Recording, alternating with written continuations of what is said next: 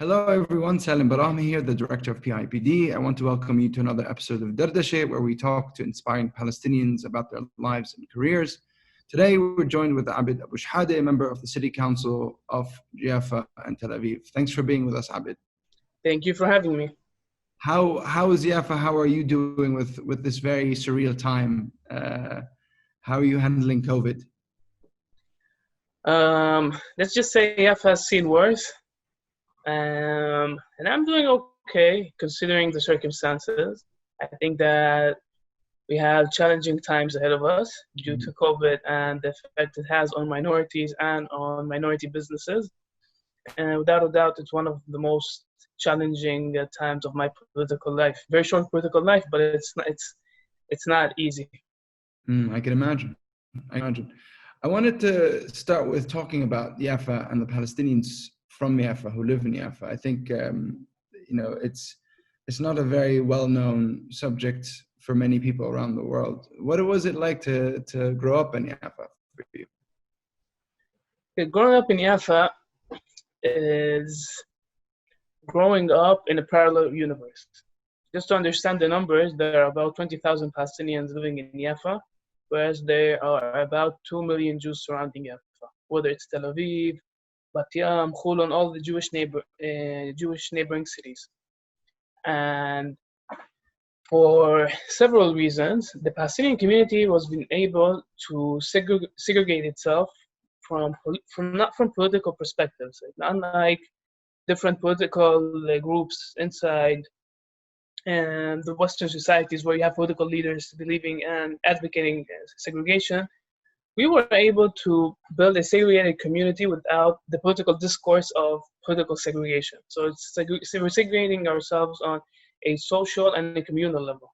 And it's as if you're living in a parallel universe. You don't see yourself part of the metropolitan center of ancient Palestine, but you do see yourself having the power to live in a Palestinian Arab reality. So it's like living in both worlds at the same time, and which affects your identity. You build two identities, whereas you are very mixed up where you are and what's your political role in the struggle.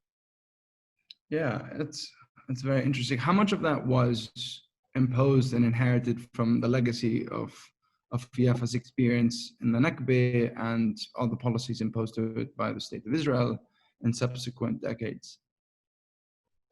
First of all, the Palestinian community who lives in Jaffa lives in the shadow of Jaffa city. Because you always know that this is not the natural state that things should be working. Something went wrong throughout the way. And what's interesting about it is you don't get it from an academic perspective, because a lot of the time when you talk about Jaffa historically, when we talk about Nakba, when you talk about what happened in 1948, it's whether it's good or bad, but it's not. It's a lot of the time it's based on research, on academia, on numbers. What I'm more interested in, what people go through without knowing the theories behind it, without knowing the numbers, the empirical studies, and focus on what is the right state that we should be living in. And whether you come from a political activist family, whether your family is not very political for many reasons, you do know that this isn't the natural state, and you do know there's discrimination against you, and you do know that the system as a system, whether you see it in the street, the police force and the uniforms that they're wearing and patrolling the street, or whether it's the municipalities, or whether it's the education system, you know that there's something that is actively working against you, against your heritage, against even your existence in the city itself. So you do know that the system is working against you, like the state of Israel is working against you, and you do know that this is something internal that you go through as just living here, just hearing the political discourse in the Israeli society and so on, that something isn't right and it's not just. So it's a combination between what do the indigenous people feel and the active role of the political system that discriminate against you at the same time. I think the Israeli institutions are very much embedded with institutional racism that discriminates against Palestinians who are citizens of Israel. I want to help people understand kind of the evolution of that. How did that manifest itself following the Nakba? My understanding, I visited Jaffa recently for the first time as an adult, and tried to understand its history and the reality of today. And my sense was that right after 48, the Nakba, there was segregation, and the Palestinians who remained were put into a ghetto, essentially, already laying the groundwork for deep sense of segregation and inequality. How did that happen? What did that look like? And how did it affect today's reality? First of all, you're absolutely right. And up until 1948, then the citizens that lived in Jaffa were about 120,000 in the city of Jaffa and the periphery around the villages surrounding Jaffa. And out of these 120,000, about 3,000 to 4,000 Palestinians remained here. And the ones that did remain were put in ghetto Ajami. Now, there isn't a word in Arabic called ghetto. Gave the term not only in Jaffa, also in different mixed cities as well. And it's a very small neighborhood. It's not very big. Two very important things happened. First of all, they surrounded the ghetto. You weren't allowed to leave. Now, imagine someone like my grandfather, who would work all week long, and weekends could take the train and visit Beirut, or take the bus and visit Damascus. And he felt that he was part of the Arab world. Jaffa was part of the Arab world. And in a matter of few months, you weren't allowed to leave your neighborhood. The second important thing is we've been put into houses that aren't ours. Like the people who did remain from different neighborhoods, from Tal Rish, Sheikh Mouannis, Tal Kabir. And when we were put in the houses of the Palestinian refugees in Ajami, our houses were confiscated under the absentees law that says if you don't go home to your house 6 months after the war, the state has the right to confiscate your house. Now, the state doesn't allow you to leave ghetto Ajami, so we could be like 2-3 kilometers away from your house, but you can't reach your house. So they confiscated your house, and they put you in a house that belongs to the Palestinian refugees, and it wasn't yours. It was a public housing program called Amida, Israeli company, government company, and it was a public housing project. And they made people sign papers in Hebrew that said these houses are theirs for 3 generations. By the way, we are the 3rd generation. Now, people weren't aware that the houses they were living in weren't theirs. So when you talk about what happened after 1948, it's an ongoing ethnic cleansing of the Palestinians of Jaffa because we didn't own the houses. And today in the political discourse, it's very clear that if you want to survive in Jaffa, you have to own your house. You can't rent. Jaffa doesn't operate like a normal city where it's normal to rent. If you don't own the house, it's very normal that, first of all, Israeli Jews refuse to sell or rent you the house.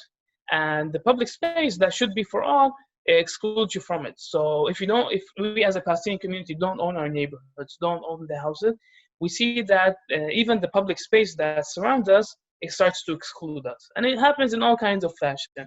For example, when they decide to make a part of a neighborhood an artist village. Now, this term artist village or artist neighborhood, this is like gentrification 101, right?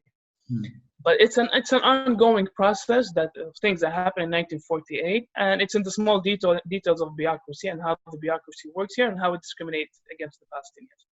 Now, the other thing is, which I think is more important than the question of the housing, and very little research was done about it, and very little questions were even asked about it because it's considered to be a taboo, is what happened to the men after 1948. The Palestinian city went through the Nakba in a different way than the Palestinian village. In the Palestinian city, first of all, we have, just like rest of Palestine, we lost the war, we lost the land. The second part of the Palestinian city's Nakba it's an armed robbery. Everything was robbed from us. Our houses were robbed, our banks were robbed, our hotels were robbed, our theaters were robbed. And by the way, the same hotel, theaters, and so on that operated in 1948 under Palestinian ownership, by 1949 they were operating under Israeli Jewish ownership. And even, like, for example, there's a football field, soccer field just behind me called the Bloomfield. This was the Palestinian Jaffa football team called Al Bassa. It's even the stadium. It's they renovated the stadium, but where it's located, the idea behind it is there. Theater, for example, one of the most important theaters, Al Hamra. Everybody knows Al Hamra. Ibn Kulthum played there and so on. By 1948, Palestinian ownership. By 1949, it continued operating as a theater under Israeli Jewish ownership. And the way the city is built this way, but today is under it's the way the Palestinian built it before 1948. Now it's just what was robbed to them by the Israelis. The third thing is, this is what interests me the most, is what happened to the Palestinian men. And people don't really like talking about this because they're very sensitive issues. But after we were put in the project houses, in the Amidar public housing houses in Ajami, we're talking about big houses. By the way, it was for the middle upper class communities. And by 1949, 1950, the new Zionist state had a problem. They didn't have enough housing for the new Jewish immigrants. So they came up with this new coexistence project that said that in the same house that the Palestinians live in, they can get a room there. And then in the room next to it, a Jewish Arab family, an Egyptian Arab family, or a Syrian Arab family and so on can get the second room. And in the third room, a European Jewish family. And you all had to share the same bathroom, the same living room, the same kitchen, and the same garden. Now, for the Palestinian man, every time he wanted to go out into the kitchen to drink coffee, he saw the enemies. The enemy was living in his house. Other than that, the Arab Jews, they spoke Arabic. At that time, they still spoke Arabic.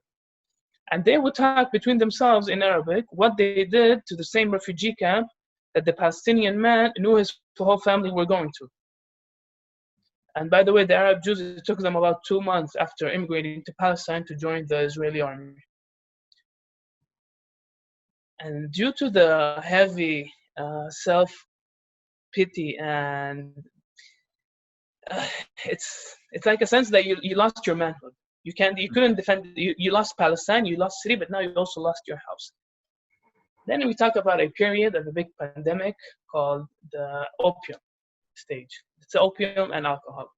We're talking about the most of Palestinian men after 1948 were either on opium drugs, hard drugs, or alcohol. And imagine a whole community.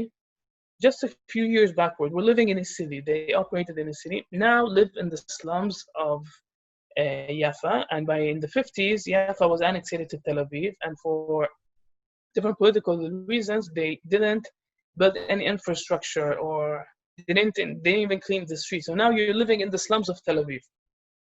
And in your house lives the enemies. So my grandfather, for example, who was a political activist at that time, he had to go through Jaffa in different stages, and it affected the soul. It affected the soul of the Palestinian men. And we're talking about clinical depression for the whole community. And the second age of the Nakba, and this is, by the way, very, you see it in the cities. You don't see it in the villages. You see it from Palestinians that stayed in Akka, in Haifa, Lid, Ramle, and it's very unique. The second generation had to grow up in either a violent house or a house where your father, like the main figure at that time in the house, is clinically depressed. So all these things, all these social and political things that we go through, they rebuilt something totally different. The community of Jaffa is something significantly different of what it was before 1948.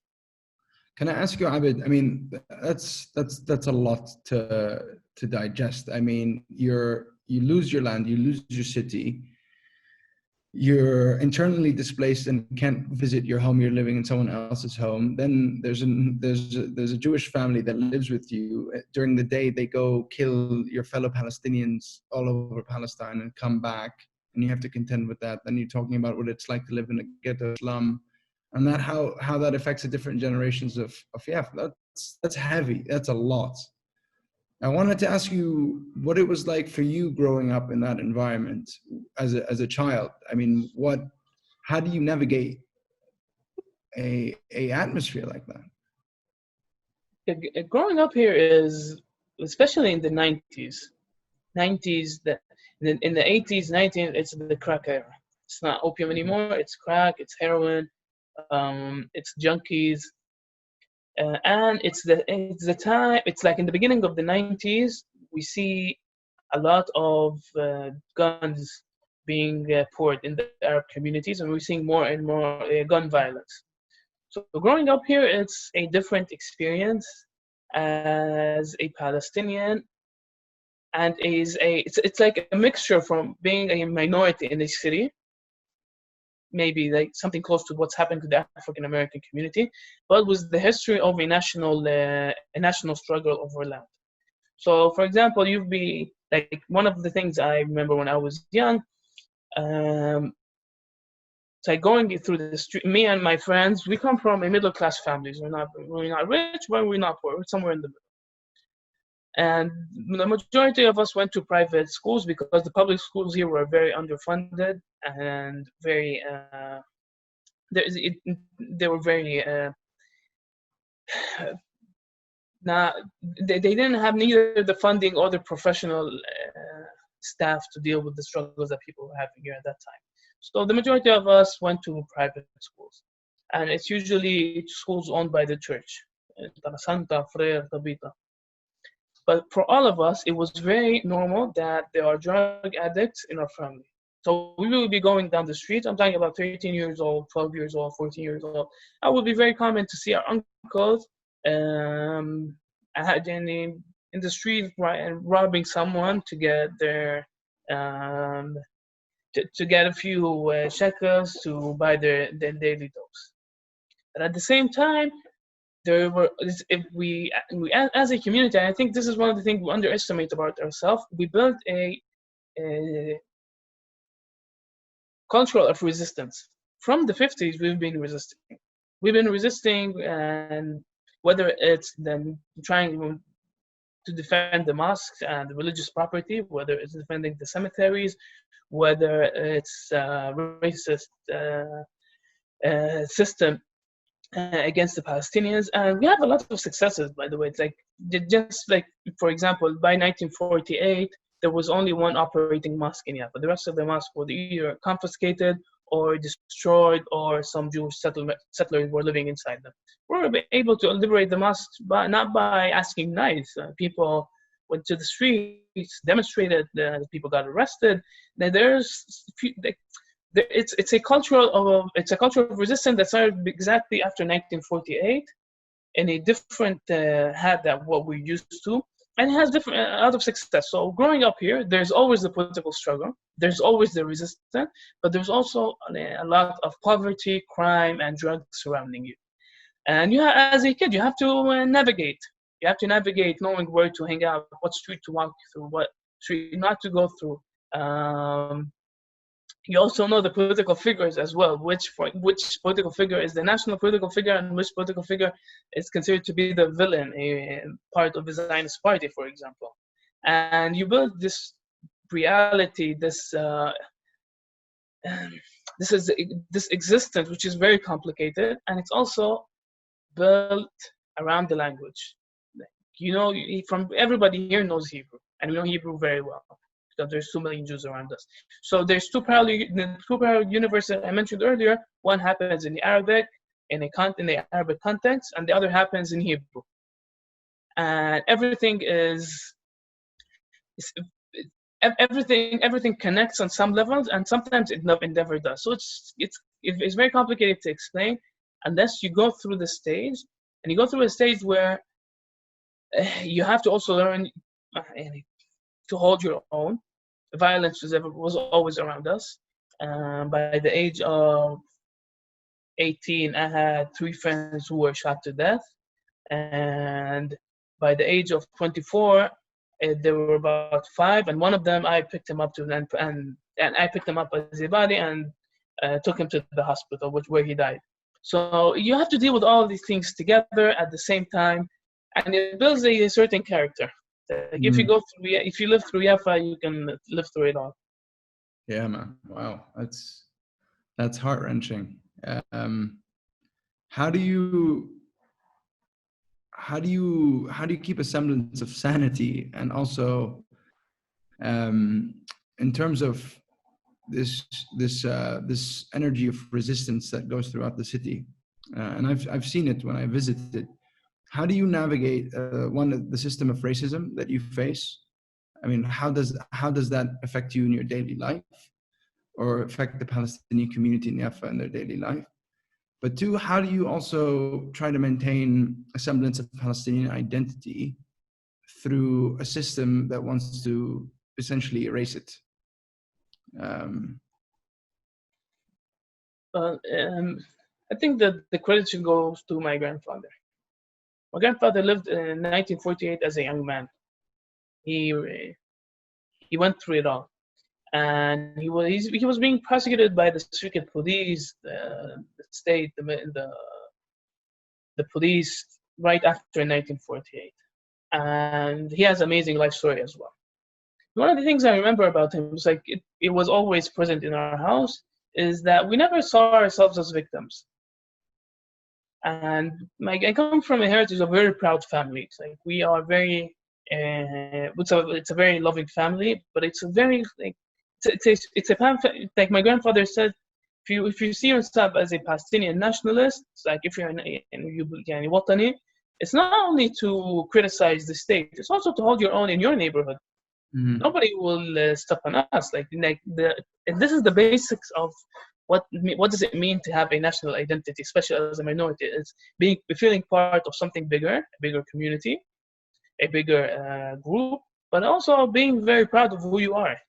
And when you say that, when you say you're karama, you're proud who you are, you feel you build to yourself this notion of power. It's like when we go through the city, it's like we build this city. Like nobody will tell us we'll be here or won't be here. We would decide. And a lot of the times you have to prove yourself as well. Mm-hmm. And if you don't do it, it's like in Arabic, it's like it's like everybody will step on you. So you have to prove yourself inside the community, and you have to prove yourself outside of the community. And I think it's an internal question: is how do we see ourselves in time of space that we live in? And I think we should see ourselves as human beings, as being proud of ourselves and our history. Yeah, and how do you maintain connected to the Palestinianness in a way when it's being forcibly erased all the time by the state institutions?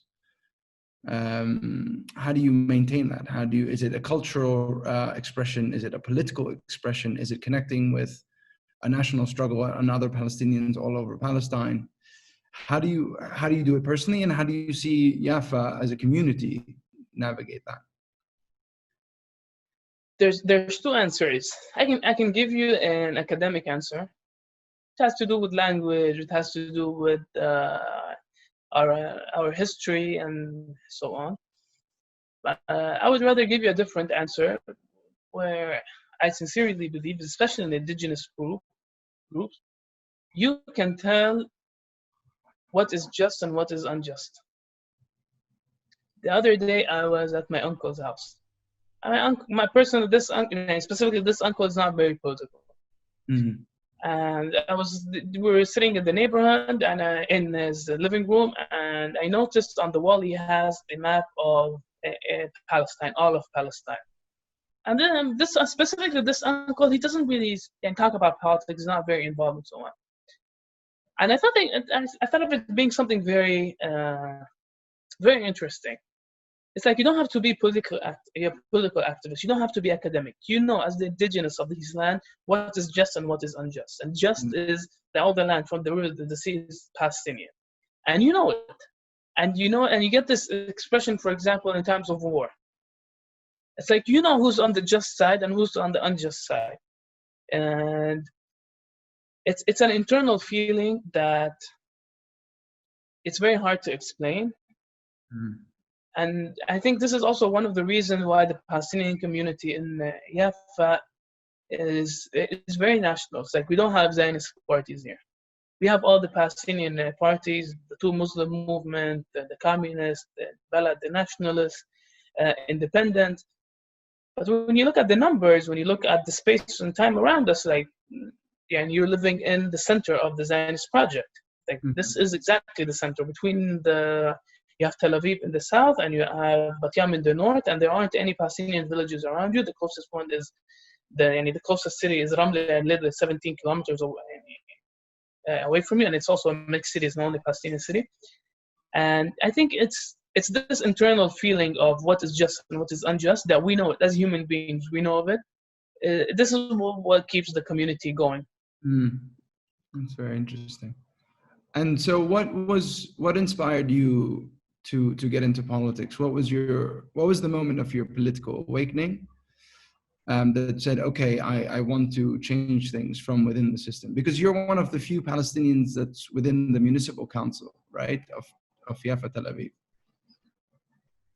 Yes, like for the other question, what I grew up in a house where my grandfather was a political activist, my father was a political activist, my cousin now is an MK, Abed Abou Shhadeh, and I don't know the specific time, but I think it's the political discourse around me, and I think I'm like I grew, and by the age of 18 and 19. No, it was like one of the most important moments I remember was 2009, the war in Gaza. I was sleeping over at my aunt's house, and I woke up to the horrific pictures of the Israeli Air Force bombing a police station in Gaza, and I still have this picture engraved in my head. And I think that was like a milestone. So where you see something so horrific by people who claim to be enlightened and liberals and so on.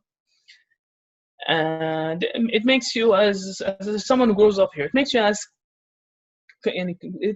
all kinds of questions of and how, for example, why is it that what's our roles, Palestinians who live here? What should we do? The community at that day, by the way, they went to the Palestinians in Jaffa that day. They went to the street. I thought it was being like super.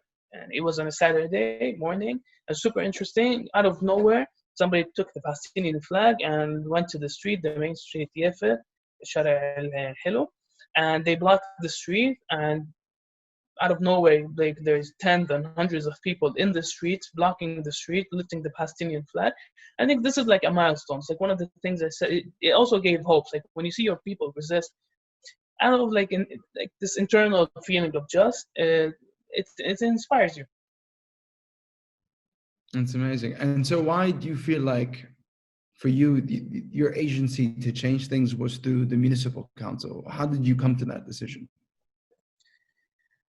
Because at the end of the day, the municipality, every municipality, it affects humans, our day-to-day life more than the central government.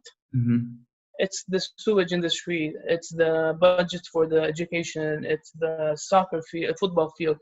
The municipality is more involved in our lives more than any other institutions. Like the government does and can get involved, but as to day-to-day lives, most of our problems has to do with the municipality and not with the government. And I sincerely believe this. What were those problems that Jaffa faced from the municipality that you wanted to really address and fix? Okay, so it works on two levels. The first level is I can point out a few things that we have a big problem with. For example, the education system. And Tel Aviv, Jaffa is a very strong municipality. And the way the budget is divided and how the schools are operating for decades, not something new.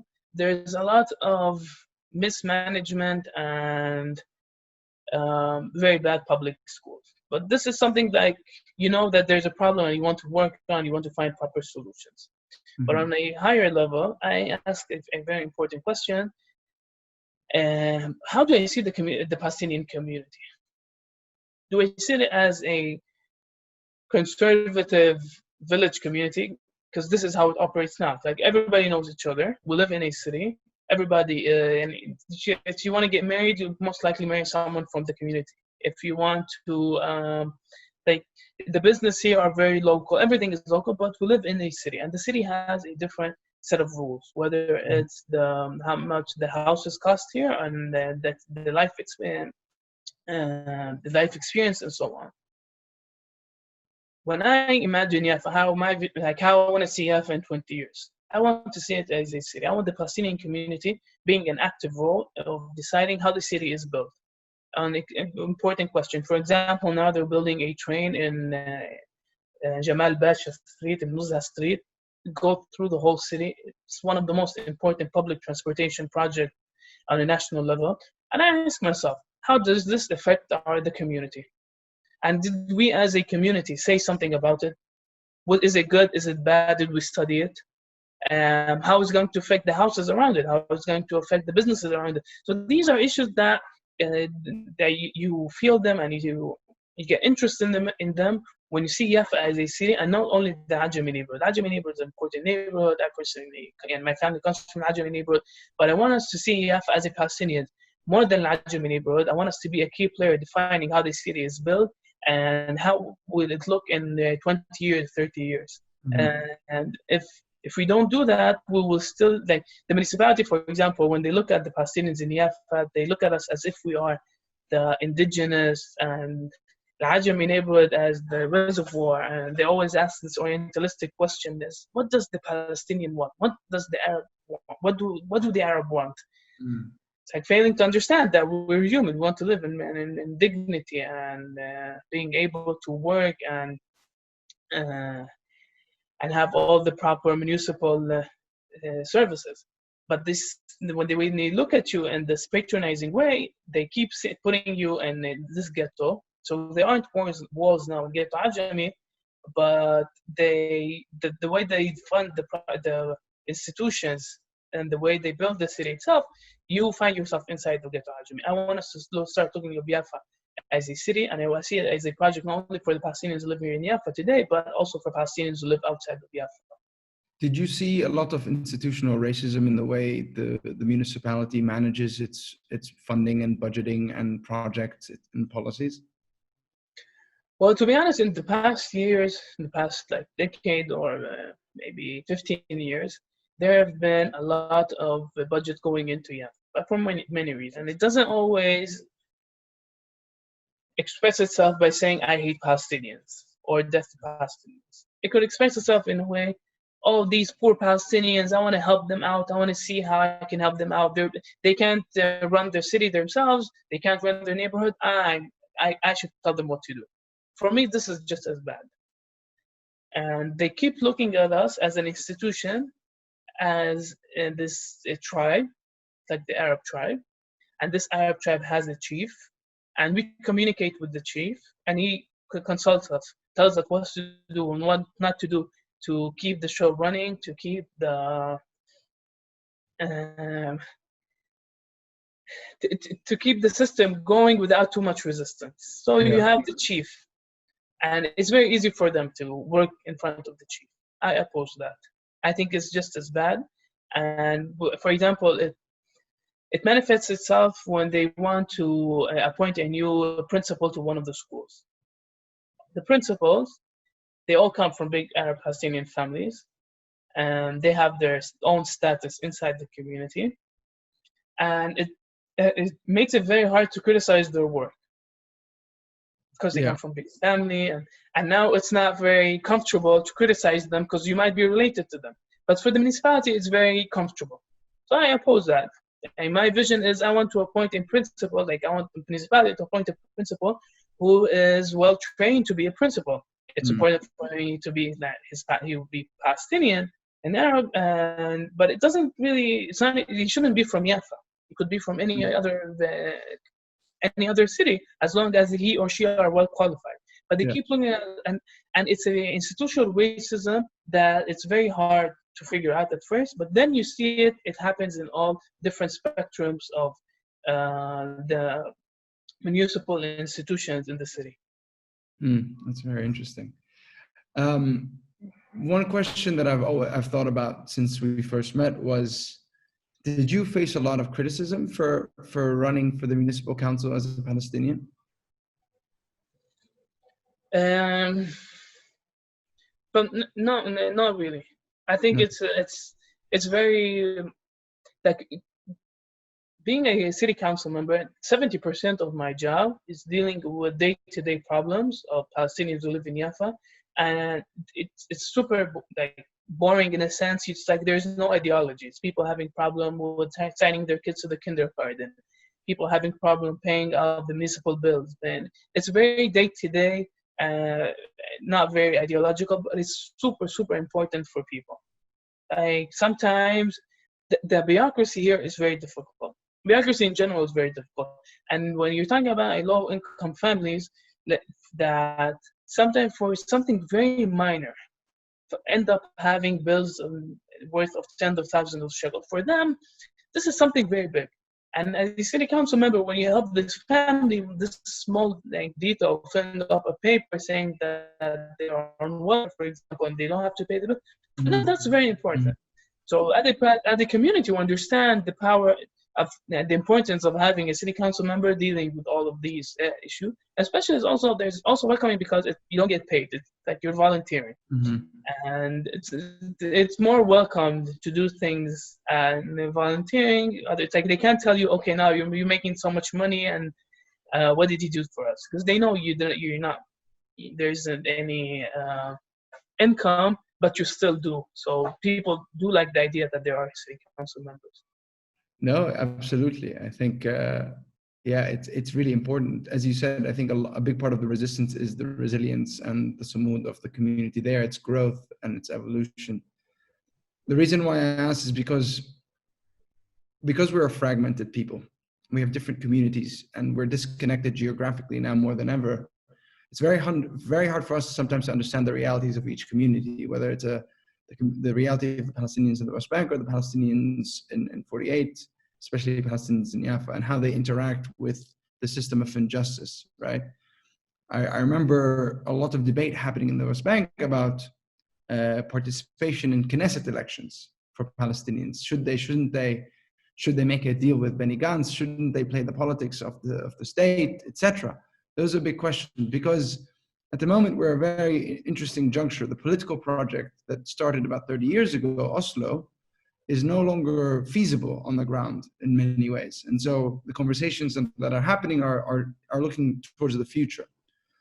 And I wonder, do you yourself think about that on a national level? Where are we going? Do these things concern the Palestinian community in Jaffa? It's very interesting to hear because a lot of the time, the reason we don't understand what's going on is because we can't connect with each other. First of all, I understand the criticism for itself, and one of the things it's important for people who don't live inside the green line to understand is that the politics here is very competitive, and everybody, and because there's elections. I wouldn't go as far as saying it's a democratic state, but there are elections. And the Palestinian vote is about 25%, and that's when you talk about elections, that's a big number. Sorry, it's about 17%. It's the significant number, and people should know that at the end of the day, we also have day-to-day problems that needs our attendance, and the needs are like if you want to be a political leader, you can't say I'm a political leader who is only interested in the national struggle and also only want to talk about the national struggle. And to be very, very honest, I find it to be much more interesting, and I'm more passionate about it. It's more interesting to talk ideology, to say what you have on your mind, to advocate for it, and to work on putting forward projects that are translated on a national level. But at the end of the day, there are also people who are being discriminated against, and they have their day-to-day problems. The solution that I believe in, and this is like, if you ask me, meanwhile, I think we should have a honest conversation concerning the election for the Knesset. I think that we should have it. And a Knesset is not the only platform, and we should have different platforms that are not part of the institution for itself. And I would totally agree. But I also believe that we should work on all platforms at once, and we should learn to work with each other, whether it's city council members, with the local NGOs and national NGOs and the Knesset members, to put forward a different project as a national group. If we decide to overlook the suffering of the day-to-day problems that our communities have, things will escalate. I don't accept the notion that things can't get worse. I think things can get very, very worse. I think it could be even like, you should just look around what's happening all around the world, like the rise of authoritarian states and what's happening to minorities in different states. And if we as a community don't learn to build these tools and use them in different fields and different platforms, the community itself would, things would escalate. I think there's also a lot of importance for the platform itself to say what do you think is wrong from right. Like when a political figure goes out and talks to the people, telling them, for example, gun violence is wrong, and we should, as a community, work against this violence that is raving in the street. Just to understand the numbers, every year in the Palestinian community, there are about between 70 to 80 young men being shot to death from gang-related violence. This number, like in the Israeli society, there is about 20 young men being shot to death, crime-related homicide. We are 20%, and 75% of gun-related death is in our community. The rising political power in the Palestinian community, and I'm saying it with all regret and grief, is the crime organizations that are affecting politics. They're even threatening MKs who dare to speak against the phenomenon of gang-related violence. They are very active in the local elections. In some villages, they decide who gets to be the mayor, who gets to be the city council members, and so on. It's crucial. So if we leave these platforms empty, other political powers or criminal organizations or whatever it is will fill in this vacuum, and they will affect the community. So I think there is a very important role to be active on different levels, whether it's municipal, whether it's Knesset, whether it's local NGOs, and put forward a more holistic project that talk about where do we want to see our communities and how do we fight the current problems, whether they're national problems or whether it's communal problems, just like crime and gang-related violence. That's a really important point, Abed. And I guess I wanted to ask you, how do you then bridge the local, which is very important to the survival of the community, to its growth, and prevent any different political forces from taking in that vacuum? How do you bridge that with a national project, not just for Palestinians in 48, but for all Palestinians, right? Because ultimately we're tied together. We say we face the same system of oppression and injustice in different ways. But at the end of the day, it's that system that we need to dismantle, and it's a different one that we need to rebuild, and we're only stronger together. So how do we bridge the local from the national? Because with our fragmentation, there's been a hyper-localization of each struggle to its more immediate context. Similarly here, right? Now the most dominant part of our politics in the West Bank are local politics. How do I survive? How do I get a job, etc. So I agree with you. We need to address these issues. We need to address the local politics, but we cannot forget or underestimate the need to connect on a national level and end the level of fragmentation. How do you see us doing that? First of all, I think there's a lot of importance to talk about role models. Who do we see and the role models in our community? And this is why I think it's very important for young activists to take a more active role in whether it's local, whether it's national politics, and to run for office. And to make sure that the political discourse it's a kind of discourse that tells the youth that you can be a proud young man or woman, national, who cares about local issues, but also cares about national issues, and who has a very